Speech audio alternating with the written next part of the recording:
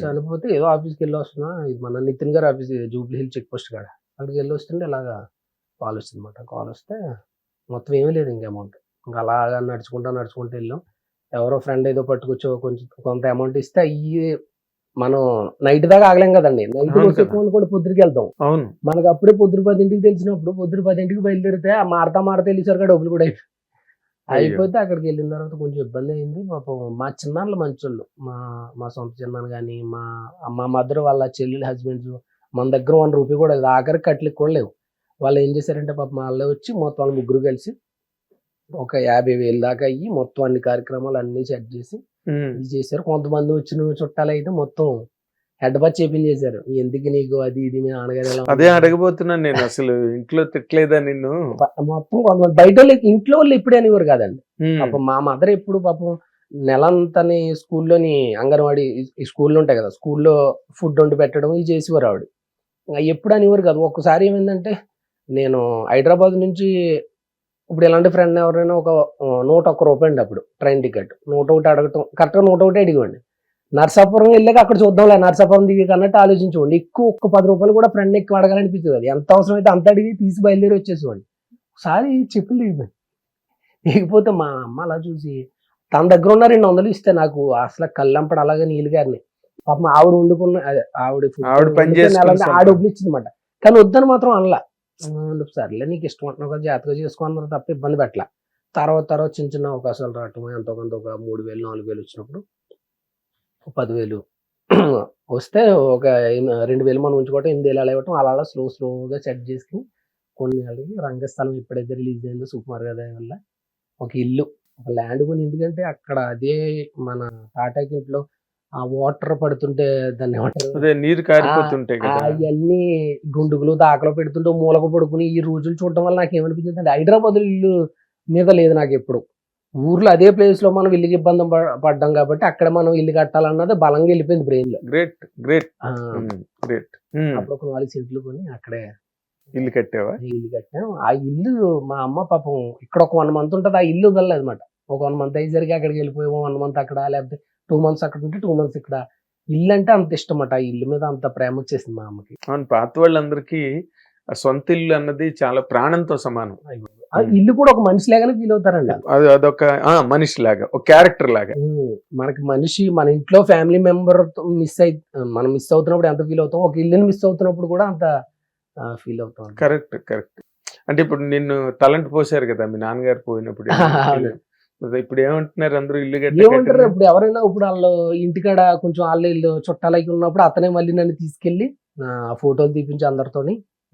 కొన్ని ఏళ్ళకి వాళ్ళ అబ్బాయికి కూడా అదే పిచ్చి వచ్చింది. పిచ్చి వస్తే మళ్ళీ నాకే ఫోన్ చేసి వాళ్ళ అబ్బాయి నాకు ఫోన్ చేయకముందే బయట డబ్బులు ఇచ్చేసాడు ఫుల్ గా.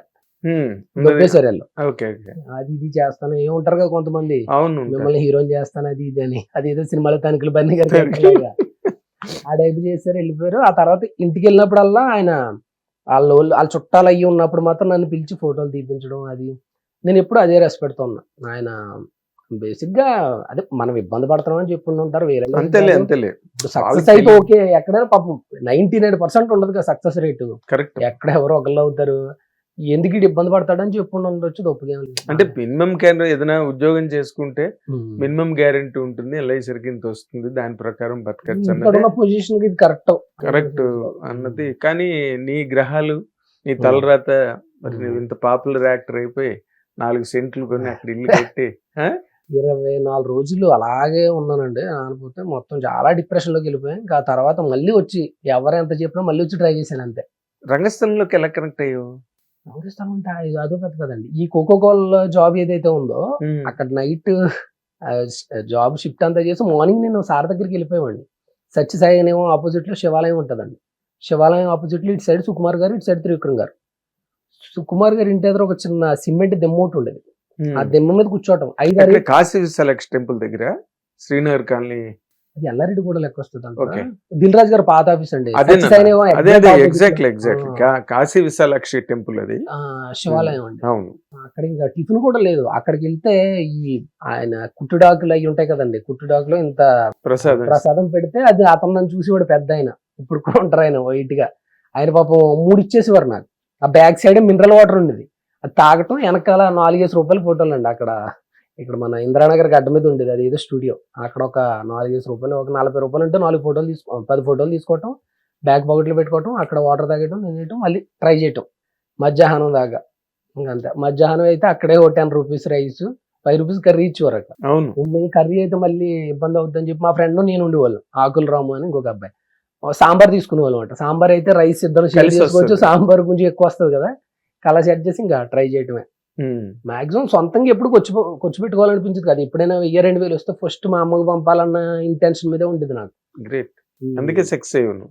అందుకే నీకు అంత మంచి గుర్తింపు ఆ, వచ్చింది. దేవుడి ఎప్పుడు మొదలుకి నీళ్లు పోస్తుంటే మొక్క బాగా పెరుగుతుంది. దయ. అది natural law of the nature's law అది. అవునా? దానికి నీ మొక్కకి నీళ్ళు పోయలేదు అనుకో, కొమ్మలు ఎండిపోతాయి. ఇంకా పువ్వులు పూసేది లేదు, కాయలు కాసేది లేదు. అంతే. అమ్మ నాన్నలకి చేయడం అన్నది ఎలాగంటే మొక్క మొదల్లో నీళ్లు పోయడం లేదు. అందుకనే నువ్వు బాగా పువ్వులు పూసి కాయలు కాసి పండావు. ఇప్పుడు నువ్వు రంగస్థలం గురించి చెప్తున్నావు. రంగస్థలం ఏమైందంటే అలా తిరుగుతుంటే 5-6 ఏళ్ళు నాకు కొన్ని రోజులు ఫీల్ అయ్యాను నేను. 5-6 సంవత్సరాల నుంచి తిరుగుతున్నాను, 100% లో వచ్చేసింది, నెంబర్ 1 నేను ఒక్కడిని వచ్చేసింది, నాన్నకు ప్రేమతో వచ్చింది, ఈయన వచ్చిన ఈయన అసలు నన్ను ఎక్కడ పెట్టట్లేదు ఏంటి, కుమారి 21F వచ్చింది, ఫీల్ అయిపోయి ఇంక నేను లోపల కొంచెం సార్ ఏంటి ఇలా చేస్తున్నారని ఫీల్ అయిపోయాను నేను ఫుల్గా. ఫీల్ అయిపోతే సడన్ గా కాల్ వచ్చింది. సడన్ గా కాల్ వచ్చి ఇలాగా సుకుమార్ సార్ రమ్మంటున్నారని చెప్పి, మన బుచ్చుబాబు అన్న ఇప్పుడు ఉప్పెన డైరెక్టర్, ఆయన ఇంకొక శ్రీనివాస్ అన్న, ఇంకొకరు అయిపోయింది పెద్ద డైరెక్టర్. అదే ఆయన వాళ్ళ ముగ్గురు నన్ను ఇలాగా ఆఫీస్ కి రారా అని చెప్పి తీసుకెళ్లారు. సారు ఇలా త్రూ అవుట్ క్యారెక్టర్, చరణ్ గారు 100 డేస్ ఉంటే నువ్వు 100 డేస్ ఉంటావు, అంత పెద్ద క్యారెక్టర్ అని చెప్పారు. ఇంకా అక్కడ నుంచి ఇంకా ఆగలేదు ఇంక బండి. రాత్రి నిద్ర పట్టి ఉండదు నీకు అసలు. మనం ఇంకా ఆ రోజు వెళ్ళిపోయి ఇంకా సారే ఏంటి సార్తో పాటే కదండి మొత్తం.